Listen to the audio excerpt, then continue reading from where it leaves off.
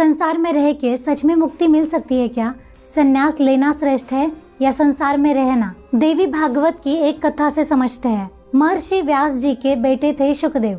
जब उनका वेद शास्त्रों का अध्ययन पूर्ण हुआ तब व्यास जी चाहते थे कि शुकदेव विवाह करके गृहस्थ आश्रम में आए, लेकिन शुकदेव जी कहते हैं कि एक तो मनुष्य जन्म मिलना इतना मुश्किल है, उसमें भी अगर मैं संसार के बंधनों में रहूंगा तो मोक्ष कैसे प्राप्त करूंगा। महर्षि व्यास उन्हें समझाते हैं कि संसार में रहकर भी भगवान की प्राप्ति की जा सकती है, लेकिन शुकदेव जी नहीं मानते। आखिर व्यास जी उन्हें आदेश देते हैं कि तुम जाकर मिथिलापुरी के राजा जनक से मिलो, क्योंकि वो संसार में रहकर भी विरक्त है। शुकदेव मिथिला जाते हैं और राजा जनक से पूछते हैं कि आप इतने ऐश्वर्य संपन्न हो कि आप हर दिन 56 भोगों का भोजन कर सकते हो, आप शयन कर सकते हो और अन्य सुखों का उपभोग कर सकते हो, फिर भी आप वैराग्य में जीते हो, ये कैसे संभव है? राजा जनक विनय पूर्वक उनका आदर सत्कार करते हैं और अगले दिन सुबह शुकदेव जी के हाथों में घी से भरा हुआ एक पात्र देते हैं और उनसे कहते हैं कि कृपया आप इसे लेकर मिथिलापुरी का भ्रमण करके आइए,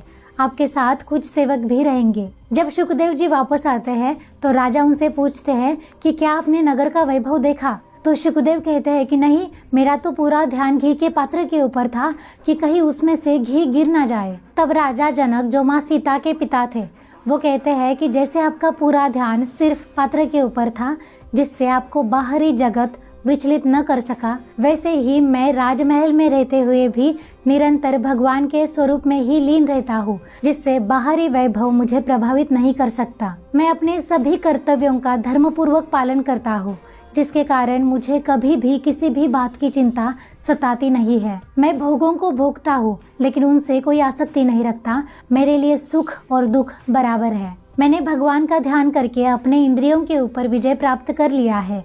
इसलिए हे अनघ, अगर आप संसार में रहकर भी माया को समझकर अपने कर्म करते हुए निरंतर भगवान का ध्यान करोगे तो आप भी मुक्त अवस्था तक पहुँच ही जाओगे। ये सुनकर शुकदेव जी संतुष्ट होते हैं और वे पिवरी जी से विवाह करके गृहस्थ आश्रम में आते हैं। तो हाँ, संसार में रहते हुए भी भगवान की प्राप्ति हो सकती है, बस उसके लिए धर्म अनुसार कर्म करने हैं, ज्ञान अर्जित करके अच्छे संस्कार बनाने हैं और भगवान से समर्पित रहना है।